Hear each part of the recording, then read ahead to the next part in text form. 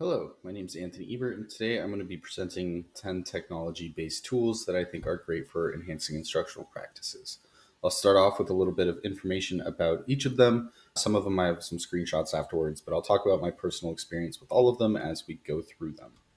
So, first up is Edpuzzle. This is a program that lets you add questions or notes into videos at strategic spots. You can also expand or minimize those videos or get rid of pieces that you think are not important to the lesson. But the main thing that I typically use it for is to make sure that my students are engaged when we're watching videos in class. Oftentimes, that's a period where students will kind of zone out and not pay attention to what's going on, is when I put a video on. So it adds little check marks in there or questions to prompt them to pay attention, right? Because they're going to be answering either on their computers or their phones. It's making sure they're staying up with the video and that they're actually getting information out of it and it's not just kind of a waste of class time. So here's one example of that. We did gel electrophoresis project last year in my class, and we watched this video by the Amoeba Sisters. Great video. Love the Amoeba Sisters. But yeah, just you can see the timestamp 43 seconds. I have a little question there just to make sure that people are starting to pay attention. Yeah, and then, just throughout the video, strategically placed just every so on and so forth. There's a couple questions in there just to make sure they're paying attention.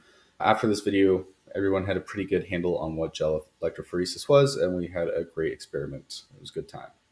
Okay, next is Nearpod, and this lets you put content into your slides.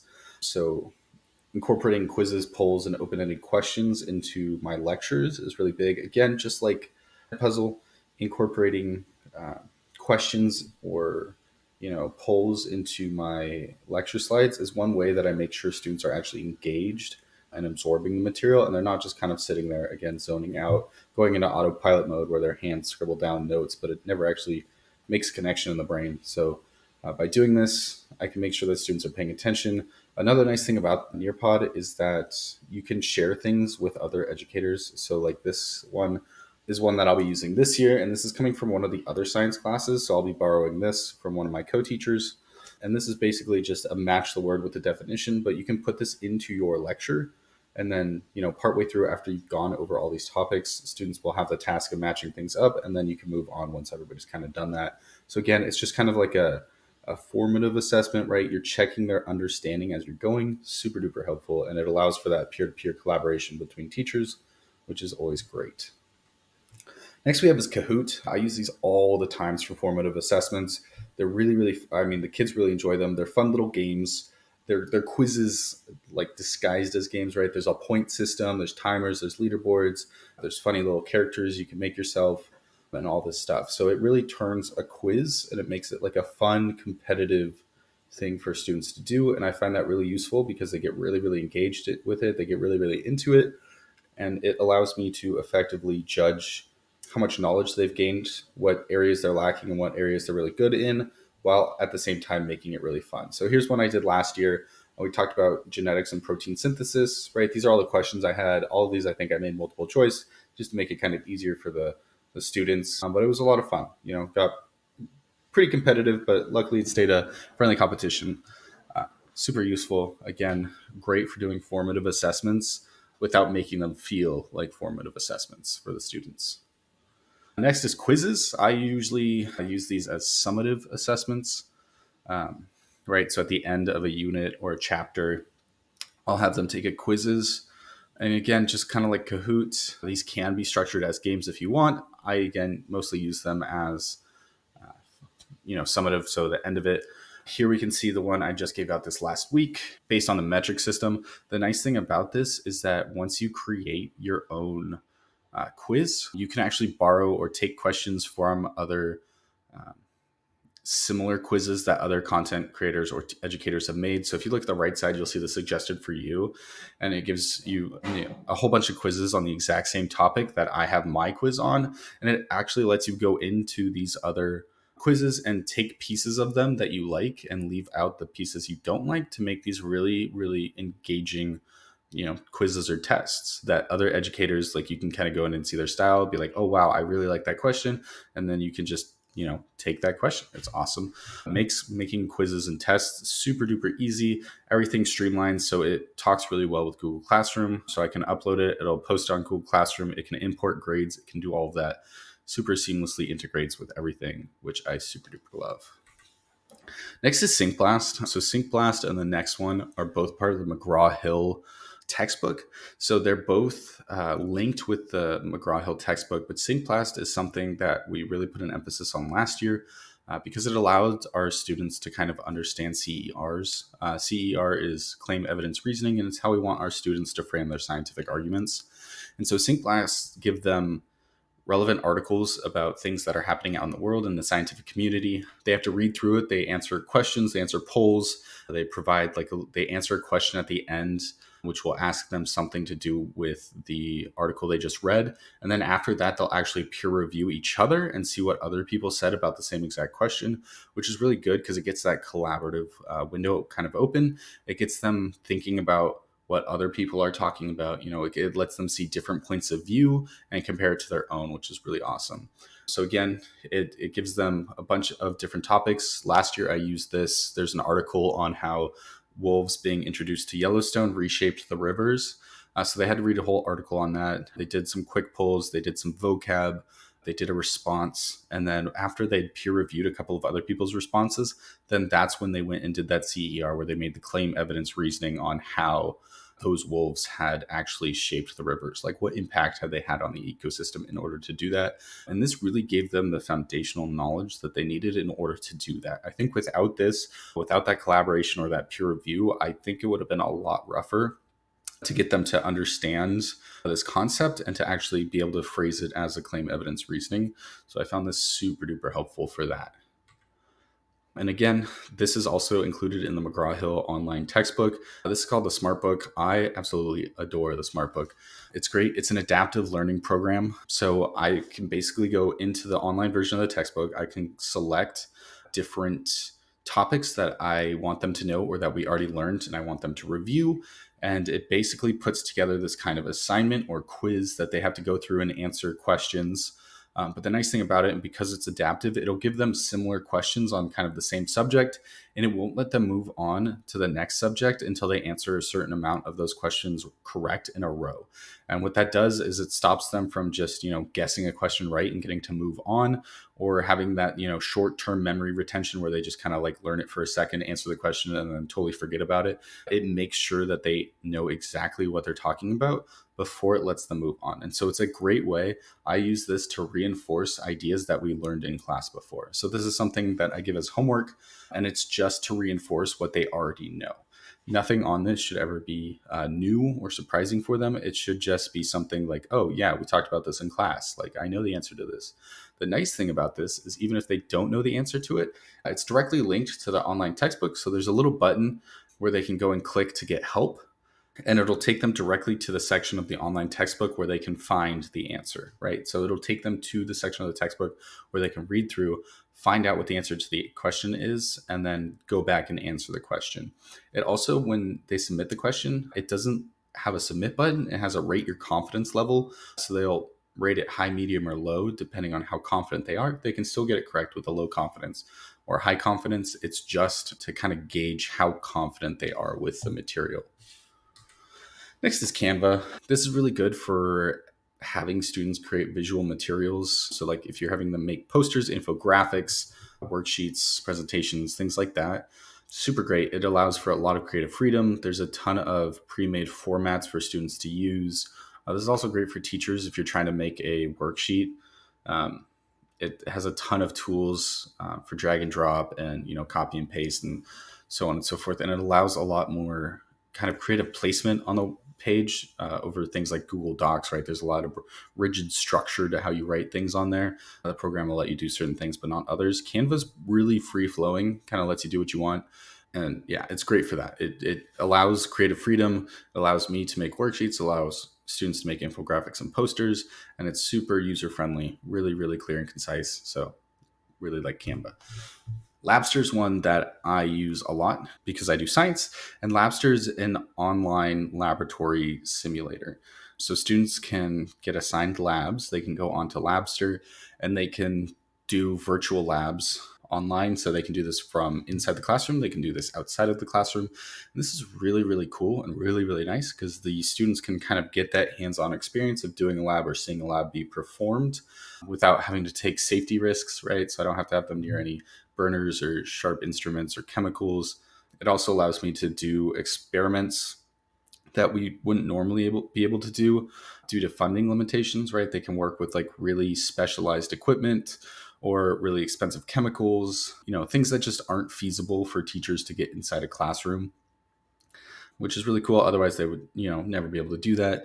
And then lastly, it allows us to do experiments kind of on a larger scale, right? Again, going back to how expensive things can get in labs, we can only buy so much stuff before our budget runs out. So typically students ends up in like pairs of 2, 3s, 4s. But with something like Labster, every student gets an individualized experience because all of them run through it themselves. It's really nice. But yeah, it's an online virtual lab. It's super awesome. If you're doing science, would highly recommend getting your school to get you a subscription. And this is, again, kind of what it looks like. It's a 3-dimensional virtual lab space. You've got a workbench in front of you. You have a tablet that'll give you, your next steps, what to do, what to look for, explain what's going on. It's super awesome. Google Translate, this isn't like a program. Well, it is a program, but it's invaluable. Google Translate is a must have, I think, for any educator. I use it pretty much on a daily basis because everything I do, I try to translate into Spanish as well, because I have a lot of students that are mostly Spanish speakers or only Spanish speakers. I have a couple of students who don't do any English. So having Google Translate in my toolkit is incredibly important. Would highly recommend every single teacher take advantage of it. You can upload worksheets into it and it'll translate your worksheets. You can upload slides. You can integrate this into Google Chrome. So any websites or things like that you have students visiting, it'll automatically translate it for them. And it really just increases that accessibility for EL learners and makes them feel more involved in the class because they can actually do the content and keep up with the content. So I cannot stress enough how important Google Translate is. And another one, this is not kind of an online program, but something technological that I would highly recommend any teacher take a look at or take advantage of, and that's Teachers Pay Teachers. When I was new to teaching, this was huge, right? There's a lot of stuff that I can get from other educators, in my department itself. But sometimes, especially when it comes to substitute lesson plans, Teacher Pay Teachers is amazing, right? You can go online. It's basically a marketplace where teachers have uploaded their content and their stuff, and for a couple bucks or sometimes even for free, you can go and download those lessons plans or those resources and use them for yourself in the classroom. And like I said, I mostly use this for substitute lesson plans. When I wake up one morning and am unexpectedly very sick, I don't oftentimes have the ability to make a worksheet or a work packet or a lesson that is suitable for a substitute in an hour or so before class starts that morning. So Teachers Pay Teachers were super nice. I can just hop on, type in what I'm trying to do. I can look at all the different lessons that teachers have done, find one that suits my need, buy it, and then I can just shoot a PDF over to the office. They can print it all out for my sub, and everything is covered. It is so much stress off of my plate having this here. It's a great resource. Again, some of the stuff's free, some of the stuff that you have to pay for, but if you ever are in desperate need of something, highly recommend.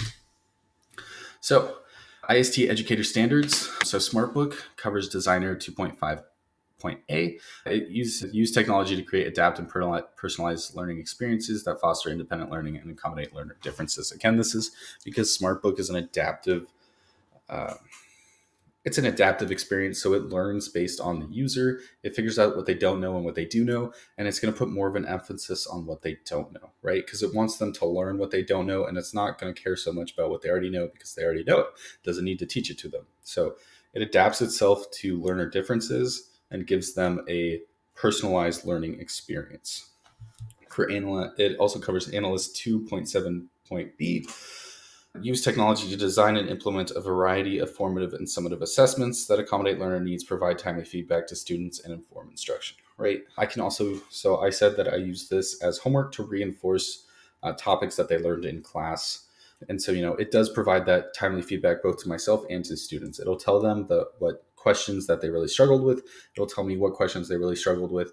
And so I can use it as kind of that formative or summative assessment to figure out where they're still struggling, what I need to kind of retouch on, and what they already know, and what I can, move on past. So those are the two IST educator standards that covers. For Edpuzzle, I have Facilitator 2.6.B, manage the use of technology and students' learning strategies in digital platforms, virtual environment, hands-on maker space, or in the fields.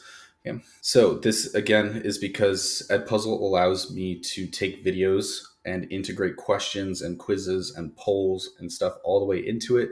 It allows me to manipulate that virtual learning environment in the video. It's also nice because I can assign it outside of classroom and students can do it as independent work. It's not something we have to do together in a class, right? They can watch the video on their own, answer the questions on their own, but it is sometimes nice to have that collaborative learning. Which brings us to Collaborator 2.4.8, dedicate planning time to collaborate with colleagues to create authentic learning experiences that leverage technology, right?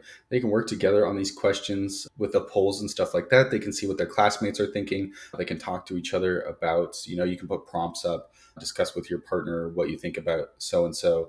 So it does facilitate both the use of technology and the collaboration between students, which I think is really important. ISTE student standards for Canva, creative communicator students create original works or responsible repurpose or remix digital resources into new creations. Canva is all about creative freedom. It allows students to do basically whatever they want in the digital space to create something that's captivating and that looks really good and allows them to fully express themselves.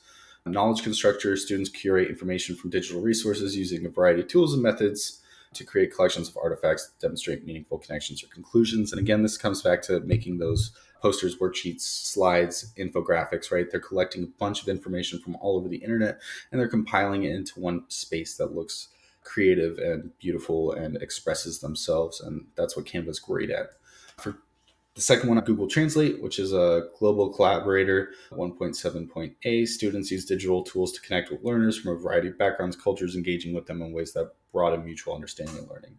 Google Translate, again, does exactly what it sounds like it does. It translates any language into pretty much any other language. It's got a lot on there. And this is really helpful because it allows those EL learners to connect more with the English students, or the English speaking students, I should say, sorry. Right, because it kind of minimizes or reduces that language barrier between the two. It allows them to talk with one another, collaborate with each other in a way that wouldn't be possible before.